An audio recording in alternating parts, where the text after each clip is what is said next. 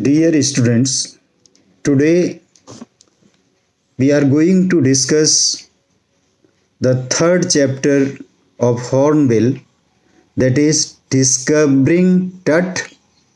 The saga continues. So first of all, I would like to tell you the meaning of Tut, who is a young king of Egypt. The saga means the long story of events of adventure. So here there is a story of King Tut. Actually, his full name was Tutankhamun. In short, he is called Tut. Before I explain you the lesson line by line, word to word, I would like to summarize it. मैं brief में इसकी summary बताना चाहूँगा.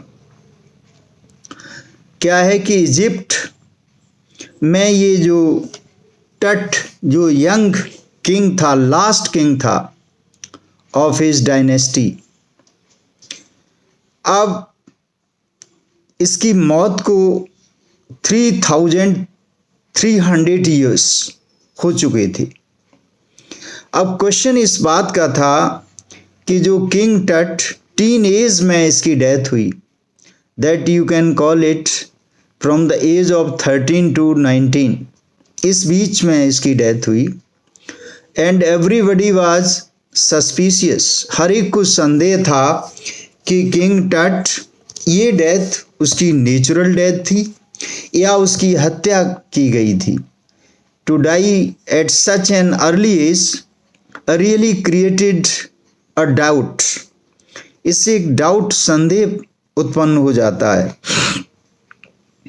अब यहाँ पर जो Egypt है, वहाँ जब किसी भी प्रिंस या किंग की डेथ होती है तो इसका फ्यूनरल जो है उसमें एक अलग तरीके का किया जाता है, और इसको हम ये भी कह सकते हैं सुपरस्टिशंस. जो अंधविश्वास है वो आज से नहीं, हजारों वर्ष पहले से चला आ रहा है इस दुनिया में. और superstitions, it is not only among the illiterate people, बिना पढ़े लिखे लोगों में ही नहीं बल्कि पढ़े लिखे लोग भी अंधविश्वासी होते हैं. ये बात आज भी है. तो किंग टट के बारे में जहाँ तक इसका इंट्रोडक्शन है कि टट अपनी इस डायनेस्टी का लास्ट किंग था, और ये बहुत अर्ली एज में एक्चुअली ही sat on the throne at the age of 9, और जाकर के इसका 18 या 19 तक की एज में इसकी डेथ भी हो जाती है. अब जो किंग्स और जो प्रिंसेस थे उनको वहाँ एक अलग वैली में उन्हें दफनाया जाता है विद ग्रेट रिस्पेक्ट.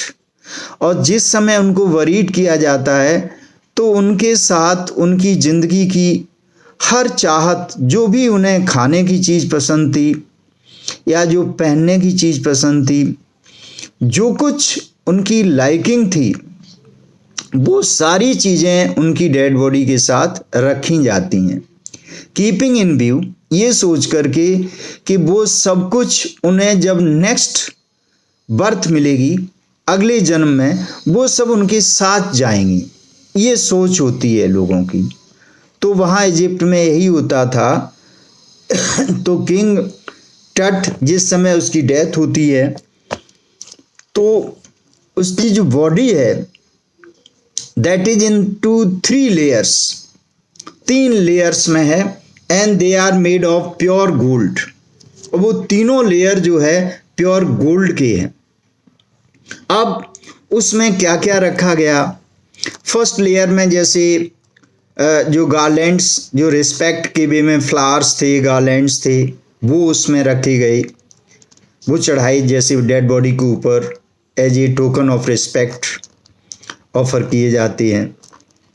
तो ऑलिव लीव्स, फ्लावर्स, वो सब से पता लगता है कि उसकी डेथ मार्च या अप्रैल में हुई होगी, क्योंकि वो फ्लावर्स और लीव्स केवल अवेलेबल कब होते हैं? मार्च या अप्रैल के महीने में।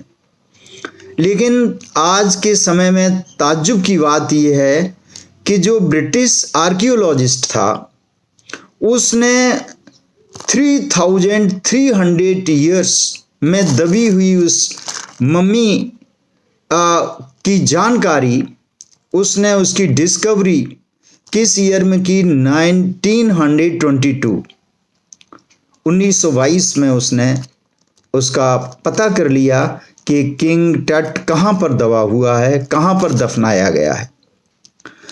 अब क्या है कि जब उसकी बॉडी को उसमें से निकाला जाता है, तब how you see people feel and what is it found over there with the mummy of King Tut, that I'll tell you in the next video.